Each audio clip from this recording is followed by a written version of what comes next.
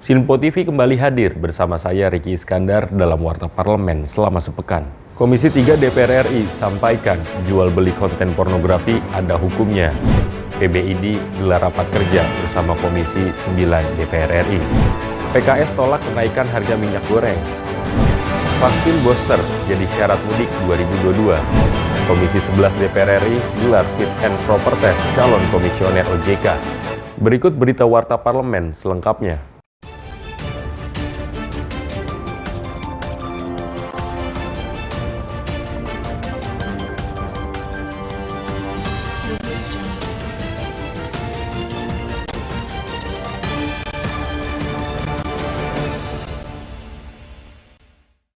Komisi 9 DPR RI menggelar fit and proper test komisioner Otoritas Jasa Keuangan.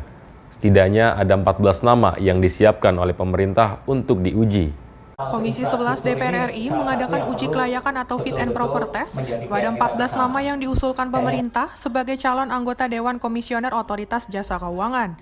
Dalam agenda ini, anggota Komisi 11 DPR RI Kamrus Samad menyampaikan, sebagai calon anggota Dewan Komisioner OJK, perlu adanya penguatan terkait regulasi 3 pilar, yakni pengawasan dari segi SDM dan pengalokasian anggaran, serta perlu adanya perlindungan untuk konsumen. Kemudian, calon anggota Dewan Komisioner OJK harus bisa berkomitmen untuk menyelesaikan masalah-masalah nasabah atau korban masyarakat yang belum terselesaikan dari periode yang lalu.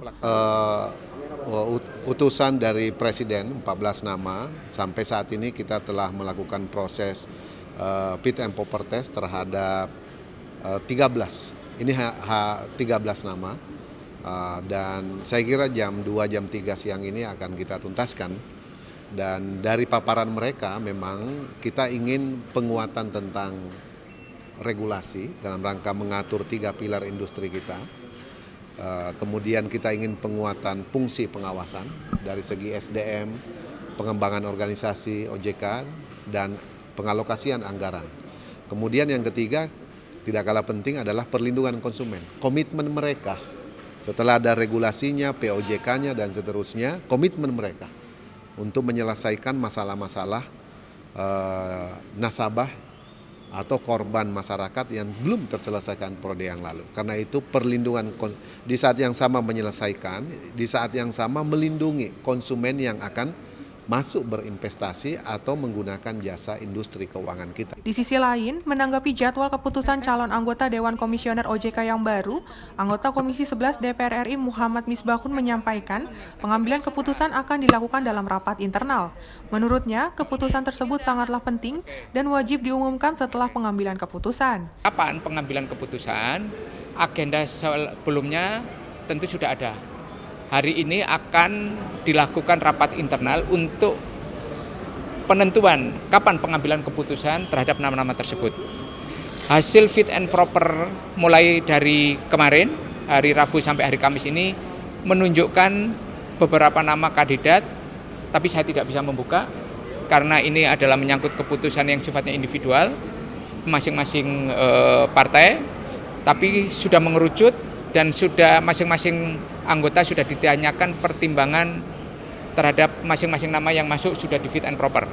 Sehingga kami gambaran-gambaran terhadap figur itu sudah ada, tapi mohon maaf saya tidak bisa menyampaikan. Karena ini menyangkut keputusan yang sangat penting dan nanti baru bisa kita umumkan setelah pengambilan keputusan. Dari Jakarta, Jihan Nabila Depananda melaporkan untuk Sinpo TV. Marak kasus jual beli konten pornografi Dea OnlyFans. Komisi 3 DPR RI respon soal jual beli konten pornografi itu ada hukumnya. Anggota Komisi 3 DPR RI Zazilul Fawaid menegaskan tidak diperbolehkan memproduksi serta memiliki konten yang berbau pornografi. Hal tersebut tertuang dalam Undang-Undang Pornografi Pasal 4 dalam Undang-Undang Nomor 44 Tahun 2008 tentang pornografi yang berisi aturan hukum jual beli konten pornografi. Namun, jika hanya untuk kepemilikan pribadi dan tidak disebarluaskan, maka hal tersebut tidak dapat dikenakan Undang-Undang ITE. Tentu kita harus mengacu pada Undang-Undang Pornografi sekaligus Undang-Undang ITE. Maksudnya begini, di dalam Undang-Undang Pornografi itu siapapun dilarang ya untuk memproduksi, memiliki konten yang berbau pornografi. Demikian juga di Undang-Undang ITE, setiap orang juga dilarang menyebarkan di media-media sosial konten-konten yang berbau kesusilaan. Nah, ya nanti diselidiki apakah si pembeli ini untuk kepentingan apa dia memiliki itu. Karena kalau di dalam undang-undang, kalau untuk kepentingan katakanlah badan sensor film atau laboratorium atau apa boleh memang. Tetapi yang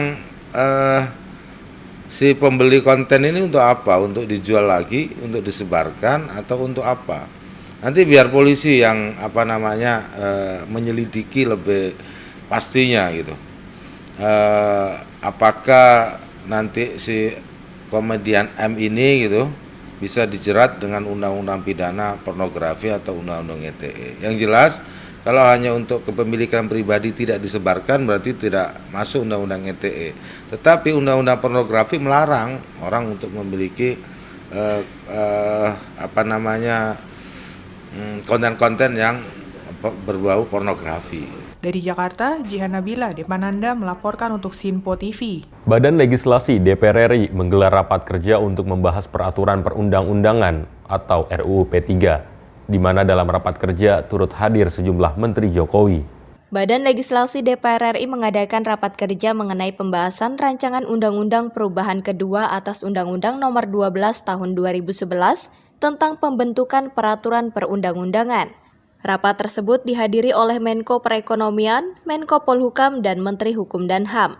Menko Perekonomian Erlangga Hartarto mengatakan bahwa pemerintah telah menyerahkan 362 daftar inventarisasi masalah kepada Balik DPR RI, serta berharap agar segera ada pembahasan lebih lanjut.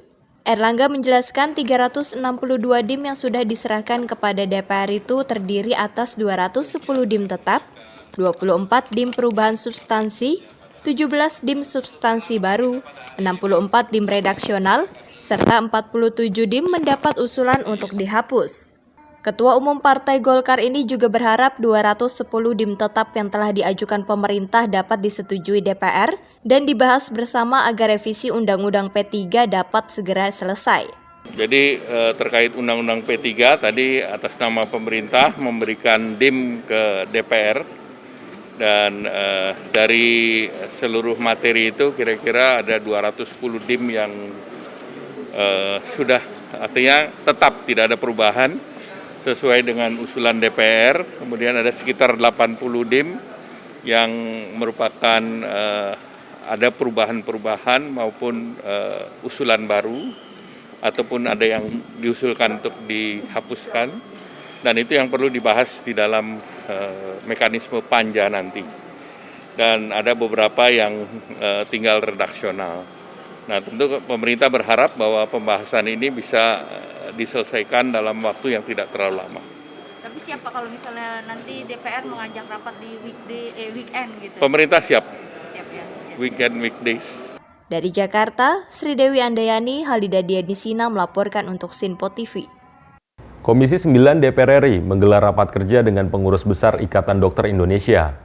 Pemberhentian Dr. Terawan menjadi isu utama yang dibahas dalam rapat tersebut. Pencopotan keanggotaan Dr. Terawan Agus Putranto sebagai anggota Ikatan Dokter Indonesia atau IDI menimbulkan pertanyaan di tengah publik terkait izin praktik sang dokter. Guru Besar Fakultas Kedokteran Universitas Indonesia yang juga pengurus besar IDI, Herkutanto, turut menyampaikan 3 isu utama mengenai hal tersebut dalam rapat kerja dengan Komisi 9 DPR RI. Isu pertama, terkait isu etik, ia menegaskan bahwa IDI memiliki kewenangan dalam menindak anggotanya yang telah melanggar disiplin dalam organisasi. Isu kedua, terkait organisasi IDI dengan keanggotaannya, Herkutanto mengatakan bahwa seorang anggota IDI dipersilakan keluar dari organisasi, namun konsekuensinya yakni tidak lagi dapat melakukan praktik kedokteran.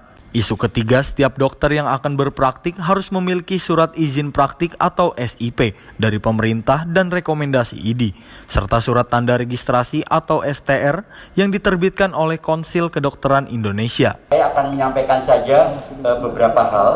Ada tiga isu sebenarnya, itu adalah etika kedokteran dan disiplin organisasi, kemudian organisasi IDI dan keanggotaannya, kemudian terkait SIP, rekomendasi, dan STR, di mana diharapkan ini akan bisa menjadi katakan kisi-kisi bagi penyelesaian isu yang terkini yang saat ini dirasakan ada.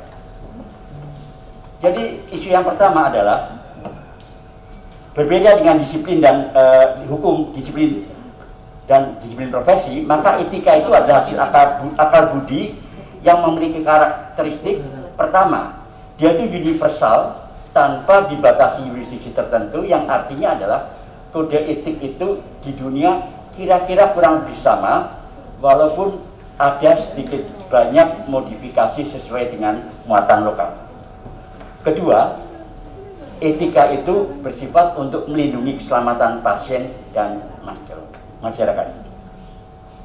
Kemudian selain itu juga di dalam organisasi juga terdapat disiplin organisasi yang harus dipatuhi oleh anggota. Seorang anggota dapat saja diberhentikan bila dianggap melanggar disiplin organisasi. Kalau kita kaitkan dengan ID, kesimpulannya adalah tentunya ID memiliki kewenangan dalam menentukan apakah seseorang melanggar disiplin organisasi atau tidak dan mengambil tindakan sesuai dengan ADART-nya. Dari Jakarta, Sri Dewi Andayani, Davarisciano melaporkan untuk Sinpo TV. Fraksi Partai Keadilan Sejahtera memperingati mosi integral Muhammad Nasir. Ketua Majelis Syuro PKS Salim Segaf Al-Jufri menilai Muhammad Nasir merupakan sosok yang memiliki pemikiran politik yang luar biasa hingga bisa menyatukan kelompok-kelompok yang memiliki perbedaan. Menurutnya Negara Kesatuan Republik Indonesia terwujud karena kerja keras Partai Islam yang dipimpin Muhammad Nasir. Saya tadi menjelaskan tentang mosi integral 3 April 1950 yang diungkapkan oleh Muhammad Nasir.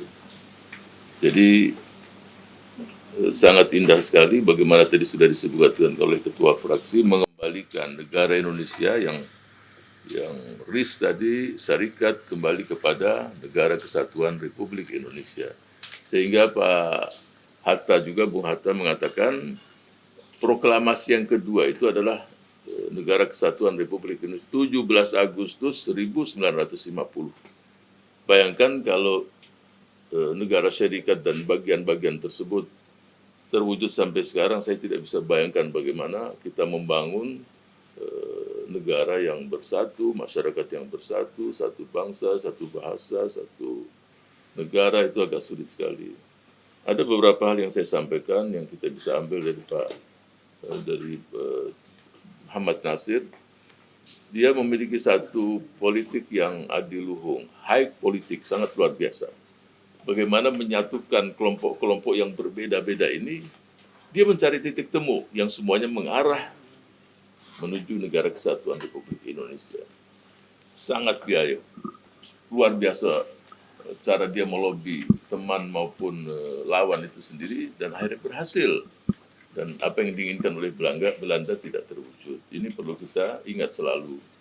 Jadi kita ingat selalu bahwa Negara Kesatuan Republik Indonesia ini terwujud sekarang itu berkat kerja keras Partai Islam saat itu, Masyumi yang pimpinannya Muhammad Nasir. Demikian.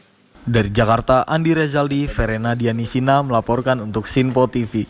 Partai Keadilan Sejahtera menolak kebijakan kenaikan harga bahan bakar minyak yang dikeluarkan oleh pemerintah. Pemerintah resmi menaikkan harga bahan bakar minyak per tanggal 1 April 2022. Fraksi Partai Keadilan Sejahtera menegaskan ketidaksetujuannya atas kebijakan tersebut. Ketua Fraksi PKS Jazuli Juwaini menilai kenaikan harga BBM di tengah kondisi ekonomi masyarakat saat ini tidak tepat. Dirinya mengatakan pemerintah harus hadir di tengah kesulitan yang dialami masyarakat dan tidak lepas tangan seperti kasus kelangkaan minyak goreng. Jazuli pun juga menyayangkan terkait kelangkaan gas yang terjadi di masyarakat. Ia berharap agar pemerintah dapat meningkatkan pengawasan kepada kebutuhan masyarakat. Yang pasti fraksi PKS menolak kenaikan BBM. Memang di undang-undangnya tidak perlu persetujuan DPR. Tetapi melihat masyarakat sekarang sedang kesulitan dalam ekonomi, PKS menolak kenaikan harga BBM. Ada orang yang mengatakan bahwa ini kan BBM-nya bukan BBM untuk orang kaya yang subsidi, ya kan? Tetapi kan ekonomi itu tidak berdiri sendiri, tidak berdiri sendiri. Dia akan terkait antara satu poin dengan poin yang lainnya, ya. Saya kira itu.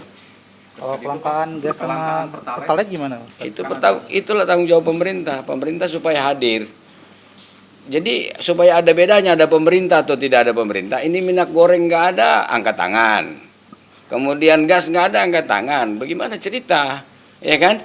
Disitulah pemerintah harus hadir. Fraksi PKS menyayangkan tersediaannya gas. Kan sudah tahu rakyat butuh gas. Kan sudah dimodifikasi paket-paketnya. Kalau gas yang besar tidak ada, ya gas yang 3 kilo harus disedia terus buat orang miskin. Kalau umpamanya ini banyak disalahgunakan, iya pengawasannya yang ketat. Kan punya perangkat, iya kan? Nah, itu masukan-masukan kita kepada pemerintah. Dari Jakarta, Andi Rezaldi, Halida Dianisina melaporkan untuk Sinpo TV. Pemerintah saat ini sedang membagi-bagikan bantuan untuk rakyat. Fenomena tersebut menurut DPR sebagai bentuk bahwa negara hadir untuk membantu rakyatnya.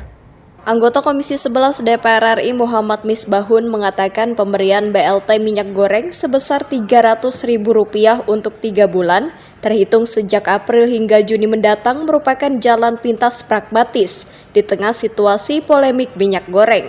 Ia pun mengimbau agar solusi yang sudah dibuat oleh pemerintah ini nantinya tidak menjadi beban bagi masyarakat, sehingga pemerintah juga dapat mengevaluasi apakah kebijakan tersebut perlu dilanjutkan atau cukup hanya 3 bulan saja. Selain itu, pemberian subsidi upah pun dinilai sebagai bentuk kehadiran negara di tengah kenaikan harga-harga kebutuhan pokok. Hal itu dilakukan demi menjaga momentum kebangkitan ekonomi dan mempertahankan daya beli masyarakat. Ini adalah situasi jalan pintas dan pragmatis sebagai shortcut terhadap segala permasalahan minyak goreng. Ini adalah opsi terbaik yang harus diambil oleh pemerintah. Opsi terbaik, karena apa? Menjelang Lebaran, situasinya puasa menjelang Lebaran, mau tidak mau pemerintah harus menyelesaikan permasalahan minyak goreng. Dan keputusannya melalui sidang kabinet kan melalui BLT. Dan ini adalah sebuah cara untuk keluar dari situasi itu. Sebagai pendukung pemerintah, kami melihat situasi ini memang harus ada jalan keluar. Jalan keluar ini penting karena apa? Jangan sampai kemudian rakyat menjadi terbebani dengan masalah kenaikan harga minyak goreng. Kehadiran negara menjadi sangat penting. Apapun nama programnya, mau BLT, maupun Bansos, maupun apa, yang pasti ini adalah bentuk kehadiran negara untuk menjadi solusi bagi permasalahan harga minyak goreng yang naik. Pemberian bansos selama 3 bulan itu diharapkan kebijakan-kebijakan lain terkait sektor, mulai dari hulu sampai hilir, mengenai yang berkaitan dengan minyak goreng, bisa diatasi setelah Lebaran, sehingga pemerintah akan mengevaluasi kembali apakah kebijakan terkait BLT minyak goreng tersebut dilanjutkan atau cukup cuma 3 bulan. Dan kita tahu soal pengusutan minyak goreng kan saat ini masih berlangsung ya. Menurut kacamata Bapak sebagai anggota DPR, apakah proses pengusutan ini sudah mengungkap siapa sebenarnya? Jadi pemerintah kan tentu tidak mau gebiah uyah, nggak mau kemudian tidak mendalami permasalahan itu secara detail. Maka pemerintah membutuhkan waktu. Dan menurut saya 3 bulan ini cukuplah untuk melakukan pendalaman permasalahan, penelitian lebih lanjut, sehingga solusi terbaik terhadap permasalahan kelangkaan, naiknya harga minyak goreng, distribusi minyak goreng ini bisa diatasi segera. Terkait dengan subsidi ataupun insentif bagi yang mereka di bawah gajinya 3,5 juta, kan pemerintah menyiapkan 1 juta tuh. Terkait dengan hal ini bagaimana Pak? Gini, kan ada subsidi yang berkaitan dalam bentuk BLT, dalam kaitan terhadap harga. Ada kemudian bansos terhadap menambal kebutuhan penerimaan penghasilan bagi rakyat. Menurut saya itu negara harus melakukan. Karena apa? Situasi pandemi ini kan ujungnya kan masih belum bisa kita ukur. Ya kan? Ujungnya belum kita ukur untuk mengatasi apa? Dampak kemiskinannya supaya bisa kita tanggulangi. Masyarakat yang miskin bisa merasakan kehadiran kebijakan negara. Itu pilihan kebijakan. Dan negara harus hadir di tengah-tengah permasalahan yang ada di rakyat. Tapi ini tidak akan berdampak signifikan pada keuangan negara dengan penambahan. Keuangan negara itu ada strategi, ada jalan cara yang secara khusus kita atur manajemen risikonya. Ya kan? Tapi kehadiran negara di tengah rakyat itu adalah sebuah keharusan. Dan itu tugasnya para menteri, para pembantu presiden di kabinet untuk mencari solusinya, bagaimana cara mencari duit. Tetapi kehadiran negara itu adalah sebuah keharusan. Lalu terkait dengan penilaian selama ini proses BLT dilakukan sepanjang pandemi ini menurut DPR sudah berjalan dengan cukup baik? Buktinya kita bisa pertama Indonesia rakyat, kalau kita lihat di survei, rakyat merasakan kehadiran negara. Indonesia salah satu negara yang bisa cepat recovery ekonominya. Kemudian tidak menimbulkan gejolak sosial yang berlebihan di masyarakat. Rakyat masih bisa menopang ekonominya dan sebagainya. Itu karena apa? Perlindungan sosial, bantuan sosial, BLT dan sebagainya yang dilakukan oleh negara. Oke, baik, berarti pilihan opsi BLT ini tidak ada yang masalah ya? Tidak ada masalah. Dari Jakarta, Sri Dewi Andayani, Depananda melaporkan untuk Sinpo TV. DPR RI meminta kepada Presiden Jokowi untuk bisa mengambil sikap atas konflik yang terjadi antara Rusia dengan Ukraina jelang forum G20. Perang antara Rusia dan Ukraina saat ini masih menjadi perhatian dunia termasuk Indonesia. Permasalahan yang tak kunjung usai membuat beberapa hal dapat dirugikan atas kejadian tersebut. Terlebih Indonesia akan menjadi tuan rumah pertemuan negara G20 pada November mendatang. Banyaknya negara sekutu Amerika yang menolak kehadiran Rusia dalam pertemuan tersebut membuat Indonesia diambang dilema. Anggota Komisi 1 DPR RI, Effendi Simbolon menyarankan kepada Presiden Joko Widodo untuk berperan dalam mendamaikan konflik antara Ukraina dan Rusia. Hal tersebut disampaikannya dalam rapat kerja Komisi 1 DPR RI bersama Menteri Luar Negeri pada Rabu siang. Dirinya mengatakan Presiden Joko Widodo harus menunjukkan sikapnya terlebih sebagai presidensi negara G20 yang salah satu anggotanya adalah Rusia. Menurutnya, dalam hal ini merupakan kapasitas seorang presiden tidak cukup hanya Menteri Luar Negeri yang melakukan diplomasi. Effendi menilai Presiden Jokowi lebih baik melakukan kunjungan ke Rusia dan Ukraina dibandingkan melakukan pengecekan kesiapan pelaksanaan G20 yang menurutnya tidak perlu dilakukan seorang presiden. Politisi PDI Perjuangan itu pun sempat menyinggung soal isu masa jabatan 3 periode. Ia mengatakan dibanding safari 3 periode, lebih baik melakukan kunjungan ke Rusia dan Ukraina. Karena kalau kita lihat, sebenarnya kita standar sekali dari sisi kepemilikan aset, perbaikan aset, pelayanan, dan seterusnya. Termasuk, mohon maaf, penampilan para staf lokal, diplomat kita yang ya kurang neces lah, ya kelihatan lesu, letih, lelah gitu, kelihatan dari apakah tidak puas mereka, ya gitu, kurang dekat dengan Pak Rudi Chen mungkin gitu. Nah ini angka 5, sekian triliun besar, tapi itu kan dibagi 200 sekian negara Pak, jadi saya beberapa kali ikuti Menlu ke Menlu, umumnya Menlu nggak terlalu mau eager untuk mencari peluang-peluang anggaran di Republik ini, Pak. Jadi terima apa adanya aja gitu. Nah sementara fungsi yang utama dari satker-satker ini tidak ada urusannya dengan perasaan. Itu dengan kepentingan negara kita, khususnya target Presiden Jokowi untuk menambahkan peran diplomat kita untuk menguasai peran ekonomi. Yang saya tahu di kurikulum Bapak nggak ada itu. Saya cek di kurikulum sekolah diplomat nggak ada untuk marketing. Tapi Presiden berkali-kali meminta ya fungsi saudara-saudara sekalian untuk bisa menjadi salesman, jadi marketer, untuk mendapatkan apakah devisa, apakah menarik wisman, dan seterusnya. Yang walaupun ironis, di sisi lain pemerintah ujuk-ujuk memberikan kebebasan visa hampir 200 negara. Saya kira rekod muri itu. Orang di mana-mana kita cari devisa, kita menggratiskan. Karena alih-alih katanya itu untuk melakukan percepatan peningkatan wisman dengan memberikan visa gratis. Saya nggak tahu teori dari mana tuh. Kalau kita digratiskan ke Afrika yang wilayah berpenyakitan sana dalam tanda petik, oh gratis visanya. Saya kira nggak ada urusan kita berangkat ke sana. Nah itu kehilangan kita lebih dari sekian triliun Pak, PNBP Bapak. Nah itu yang saya kira Bu Menlu mungkin sebelum mengakhiri sebagai Menlu ada baiknya melintasi batas psikologis juga di atas 10 triliun misalnya. Karena ini penting juga untuk meningkatkan gairah peran Menlu dan Kemenlu kita. Jadi jangan hanya beranjak di angka 2,9, 5,2 yang akhirnya kita hanya business as usual saja, berjalan dengan so-so saja. Ya sebagaimana Republik ini berjalan, Pak. Ya nggak ada apa-apain juga jalan juga. Nggak ada pemimpinnya juga jalan juga. Seperti autopilot gitu. Nah kita jangan autopilot, kita harus bergerak. Nah ini yang kedua, yang itu masalah anggaran. Yang kedua, ini kaitannya dengan G20. Kaitannya dengan G20, Bu Menlu.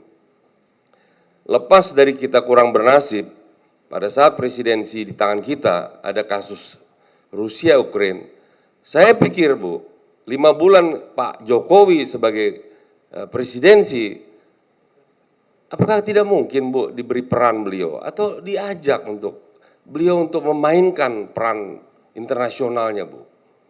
Levelnya level presiden Bu. Lepas berhasil apa enggak itu walau-alam Bu. Tapi tunjukkan dong. Apakah bisa dengan model keluguan beliau ya dengan cara yang sangat humanis, siapa tahu bisa menyentuh hatinya presiden yang bersaudara antara Rusia dan Ukraina Bu. Saya lihat sama sekali tidak ada upaya ke sana. Saya tidak mendengar presiden mengatakan saya ada di telepon presiden Rusia, saya menelpon presiden Ukraina, nggak ada. Yang beliau sebut adalah masalah ekonomi. Nggak ada hubungannya Pak, kita Pak. Orang Indonesia udah keburu susah, jadi udah biasa ekonomi susah. 5 bulan Pak Jokowi sebagai presiden, C-nya G20, do nothing Pak. Tinggal 5 bulan setengah lagi atau 6 bulan lagi ke November, habis. Kita baru, diperpanjang itu periodenya lain lagi. Ini kita bicara G20 dulu. Ini serius Bu. Saya sebagai kawan dari beliau, ini di mana sih masalahnya? Apa Ibu Menlu yang nggak mendorong nih? Kasih Bu. Dengan keluguan beliau pasti ada faedahnya Bu. Presiden Republik Indonesia dong Bu. Yang kebetulan ex officio beliau adalah presidensi dari G20. Yang membersnya adalah satu dari itu adalah Rusia Bu. Dan berperangnya dengan hampir semua dari G20 members Bu. Makanya saya sering juga mengatakan, ini kok kita hanya terbatas hanya penyelenggara saja. Hanya sukses dalam I.O. saja. Beliau mungkin udah ada 3-4 kali ke Bali itu. Meriksa bakau lah, meriksa inilah, meriksa ini. Yang nggak perlu diperiksa pun diperiksa. Nggak perlu Bu, presiden nggak perlu meriksa-meriksa gitu. Saya yakin Bu, ini kesempatan Bu. Benar. Ketika ada kebukuan antara negara barat dan Amerika dan negara-negara sekutunya dengan negara-negara ex federasi negara-negara timur, dan ketika itu presiden kita menjadi presidensinya, lepas dari G20 bukan adalah forum politik, tapi siapa yang bisa memisahkan ekonomi dengan politik Bu? Kenapa tidak diperani? Kunjung dong ke Rusia. Kunjung ke Rusia, ditemani oleh Menteri Luar Negeri yang hebat ini. Dia berfoto bersalaman seperti Ibu tadi aja Bu.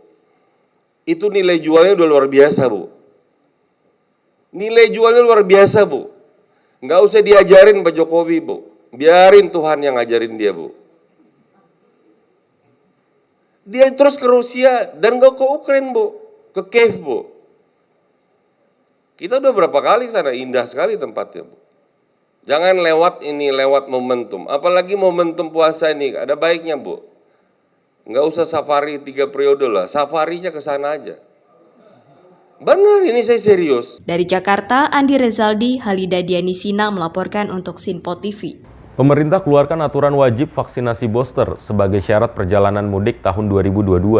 Menjelang mudik lebaran tahun 2022, pemerintah mengizinkan masyarakat untuk melakukan perjalanan mudik dengan beberapa persyaratan. Menteri Perhubungan Budi Karya memberikan penjelasan kepada wartawan usai rapat bersama Komisi 5 DPR RI pada Senin 4 April 2022. Budi menegaskan pelaksanaan mudik tahun 2022 akan dilaksanakan dengan protokol kesehatan yang ketat dan wajib vaksin booster atau vaksin ketiga. Dirinya mengatakan bahwa Kementerian Perhubungan sudah melakukan koordinasi kepada beberapa kementerian terkait dalam pembahasan persiapan mudik Lebaran tahun 2022. Mudik kami sudah melakukan koordinasi dengan Pak Menteri PMK dan sejumlah stakeholder. Kita sedang menindaklanjuti beberapa hal, satu berkaitan dengan usulan libur. Nanti akan diputuskan oleh Presiden, juga berkaitan dengan tata cara mudik nanti. Pada dasarnya mudik dipersilahkan tetapi dengan prokes yang ketat, di mana para mereka yang mudik diwajibkan sudah booster atau vaksin 3 kali. Di sisi lain, juru bicara Kementerian Perhubungan Adhita Irawati mengatakan tes antigen atau PCR harus dilakukan oleh masyarakat yang belum mengikuti vaksin booster atau vaksin ketiga. Pengecekan sarana dan prasarana pun terus dilakukan untuk mengantisipasi lonjakan jumlah pemudik yang diperkirakan membludak hingga 79 juta pemudik. Program mudik gratis pun akan dilakukan demi meminimalisir adanya penumpukan jumlah pemudik. Dirinya pun memberikan imbauan kepada masyarakat untuk tidak melakukan perjalanan mudik dengan menggunakan kendaraan roda 2 karena dinilai berbahaya bagi keselamatan pemudik. Pada prinsipnya mudik tahun ini diperbolehkan dengan syarat protokol kesehatan dan syarat kesehatan yang juga sudah diumumkan oleh Satuan Tugas Penanganan COVID, di mana diutamakan adalah masyarakat sudah melaksanakan vaksin booster sehingga tidak dibutuhkan lagi tes yang lain. Namun demikian, jika masih vaksin 2 kali atau vaksin 1 kali tetap harus melaksanakan tes COVID. Sementara itu dalam aspek transportasi, Kementerian Perhubungan juga sudah melakukan persiapan-persiapan terkait dengan prasarana dan sarana, di mana untuk itu dilakukan ramcek kesiapan prasarana sarana dan juga bagaimana kualitas dari transportasi laut, darat, udara, dan kereta api itu memadai untuk bisa mengantisipasi lonjakan pemudik yang diperkirakan tahun ini bisa mencapai 79,4 juta orang. Ini kan katanya dari Kemenhub sendiri memberikan mudik gratis. Nah, seperti apa mudik gratisnya? Syaratnya seperti apa?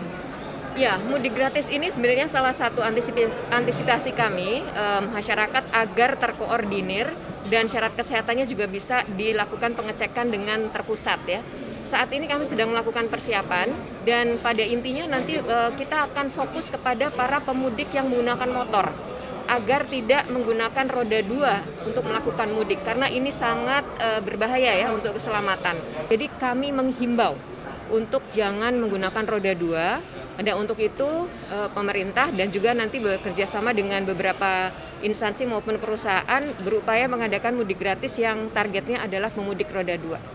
Dari Jakarta, Andi Rezaldi, Davarizkiano melaporkan untuk Sinpo TV.